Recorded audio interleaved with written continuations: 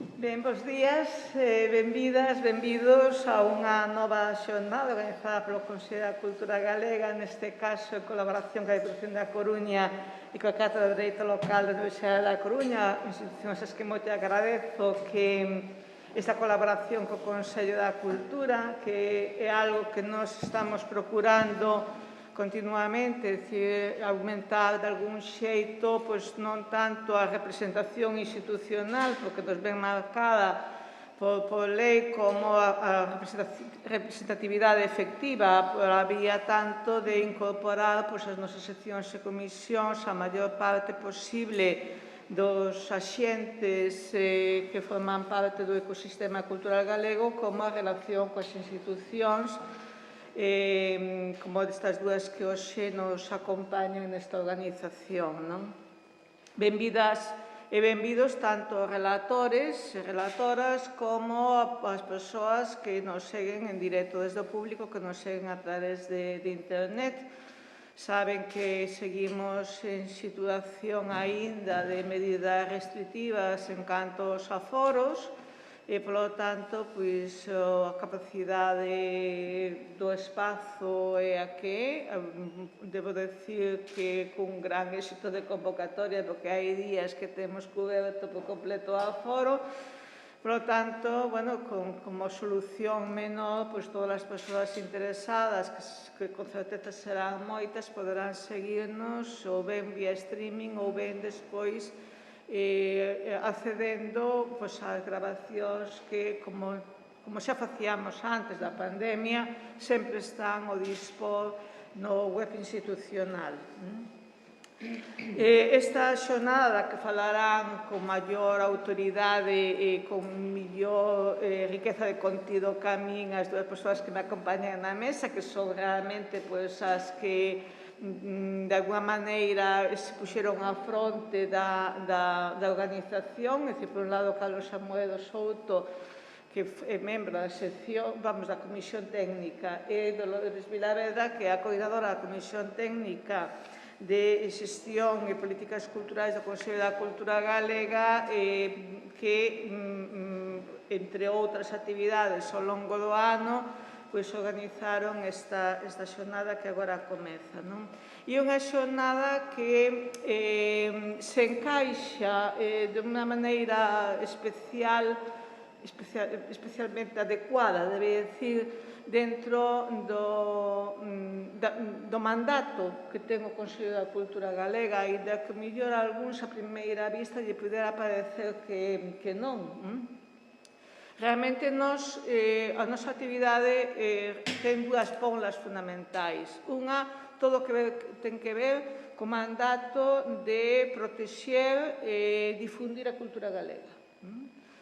E, por outro lado, o mandato de facer estudos e informes que axuden realmente a prosperar a cultura galega, non solamente nunha vertente máis conservacionista, é dicir, que axuden a conservar o patrimonio que herdamos, como que axude a cumprir o outro mandato que temos como sociedade, que é facer que ese legado prospere e ese legado se difunda enriquecido e ampliado para as xeracións seguintes.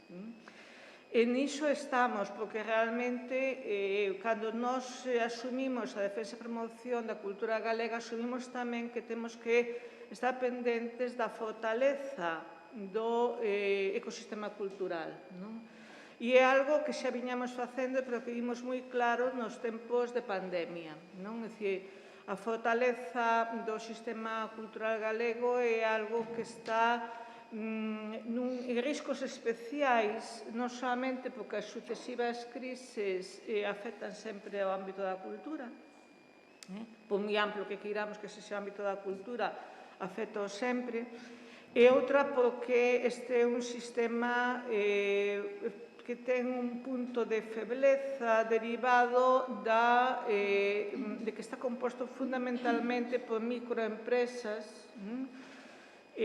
moitas veces autónomos, empresas moitas veces que non teñen ningún asalariado, que teñen moi poucos asalariados, etc. Iso xa lle dá unha febleza ao sistema, pero que para o que nos ocupa hoxe é un signo de especial preocupación, porque naturalmente nunha microempresa hai moi pouca marxe de capacidade para sumar especialidades diferentes para que as persoas que forman parte dela, ademais de entenderen daquilo que é o obxectivo da empresa, ademais teñen coñecementos de dereito, por exemplo. Entón, atópanse con múltiples dificultades en moitos ámbitos que son exixibles pola súa actividade diaria, naqueles non teñen formación para poder manexarse, para poder subsistir e moito menos para poder avanzar.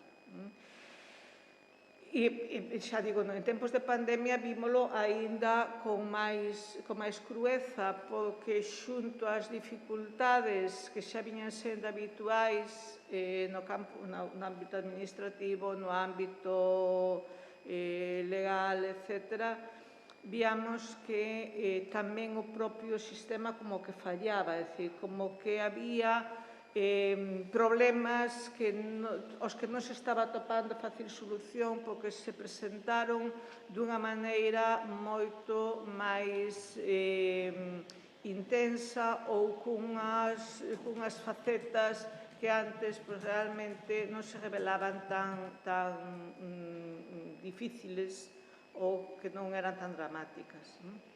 Entón, quer dicir que esta xornada que comezamos hoxe vai justamente nesa liña, na liña de axudar ao sector cultural a vencer resistencias para a súa supervivencia que non teñen tanto que ver coa creación artística ou coa difusión dos resultados da creación artística como do día a día de todas esas empresas e todos, a veces, digo empresas, son creadores individuais, pero son moitos máis os ámbitos de actividade que comprende o sistema cultural, como digo, para poder realmente actuar no día a día e vencer dificultades, atrancos que se poñen no seu camiño. E sempre con esa dobre vertente que, por un lado, facilitar a discusión, o debate, as propostas, etc., e, por outro lado, axudar de maneira formativa as persoas que realmente soportan o día a día do sistema cultural galego. Como digo, falarán con máis autoridade que a min as dúas persoas que me acompañan na mesa e entón paso esa palabra a eles. Non sei que se intervir, quizás Dolores primeiro e logo a Carlos, non? Sí, moi brevemente, porque a presidenta explicou moi ben os obxectivos desta xornada e eu case que vou falar máis ben da prehistoria, aínda que querería comezar por congratularme de estarmos aquí, porque teño a impresión de que estamos a voltar á normalidade con tanta celeridade que casi xa non a valoramos, non? É dicir, que xa nos empeza a parecer normal e quero simplemente facer un exercicio de memoria e que todas e todos recordemos cal era a situación non hai tantísimos meses e o que vale como resultado dun esforzo colectivo que hoxe poidamos estar aquí. E, polo tanto, non vexamos a sala medio baleira, sino que vexamos a sala medio chea. Esta sala estivo, en algúns momentos, a desbordar con algunha actividade e, neste momento, non pode ser, pero estamos seguras de que tería sido así e que temos moita xente do outro lado seguíndonos. Ben, esta xornada é un pouco, por fin, a materialización dun anceio que no Consello o actual equipo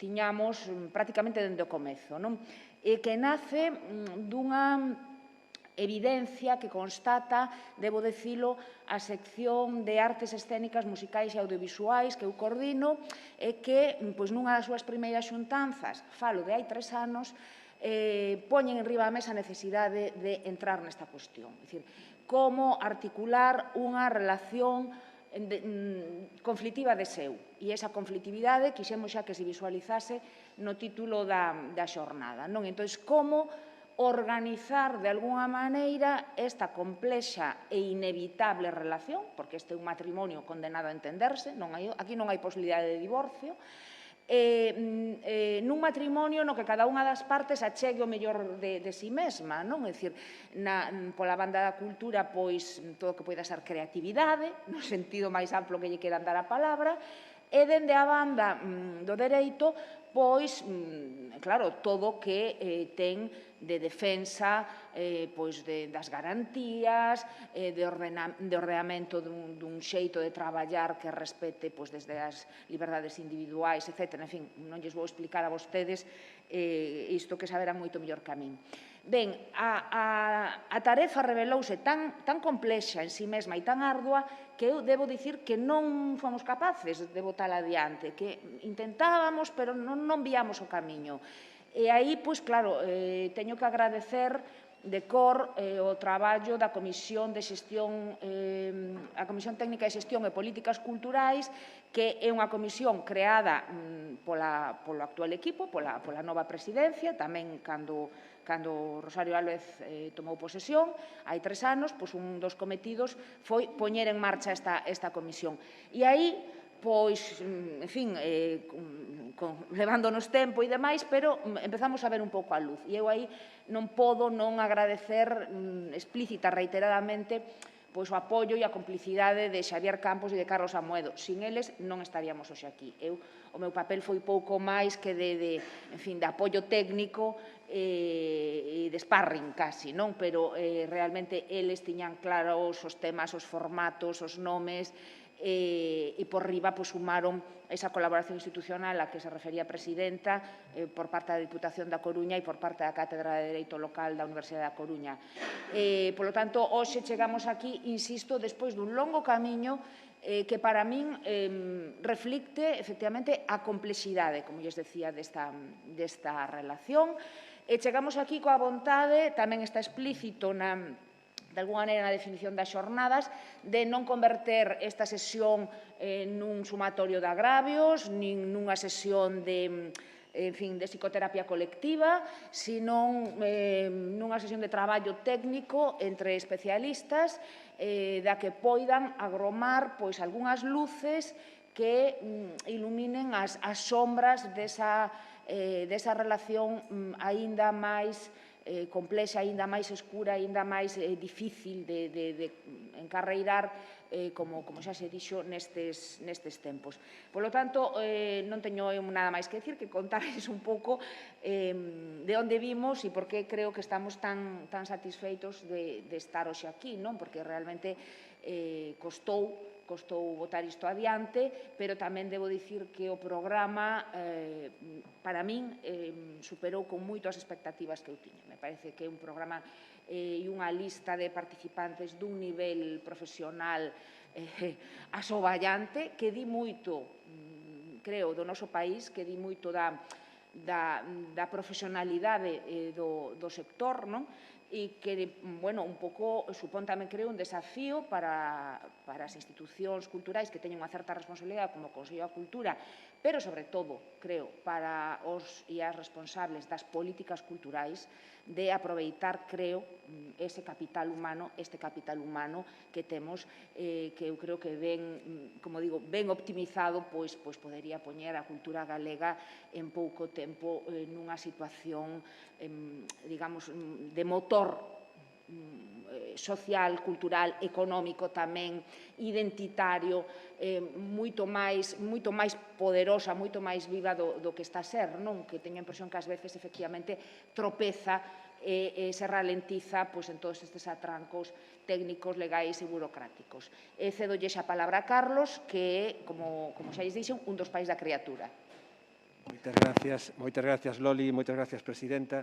Moi brevemente, porque xa nos estamos empezando a meter en números vermellos en canto ao tempo.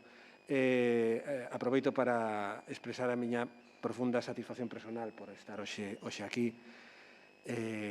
Desescalar nesta primavera do ano 2021 diante do Obradoiro. Esta é a primeira conferencia que vamos dar, polo menos eu no último ano non di ningunha.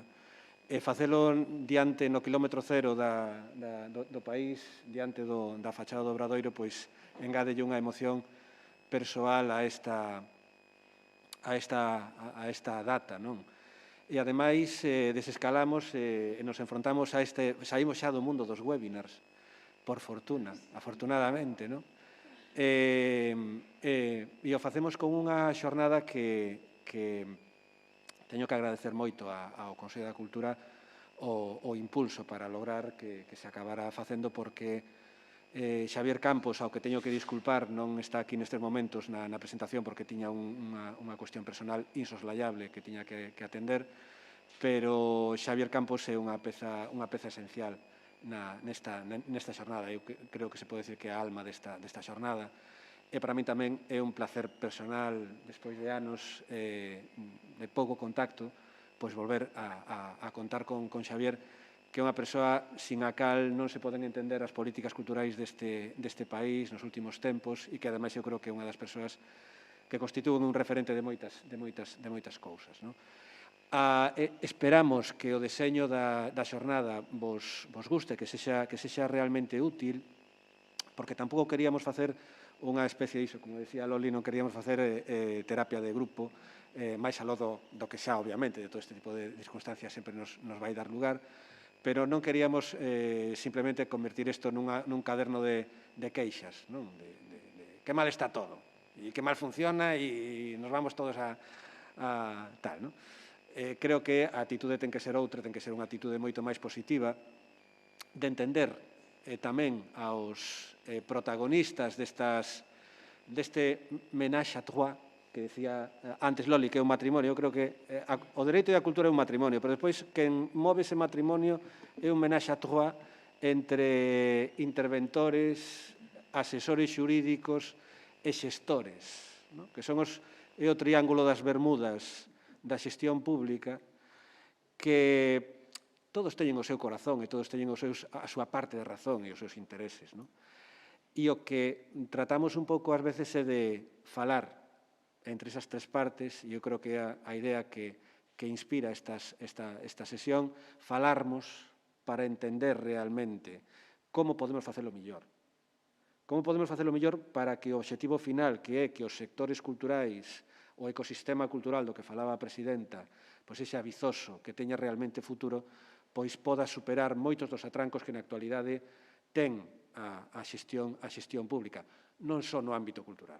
Isto tamén me interesa subliñalo.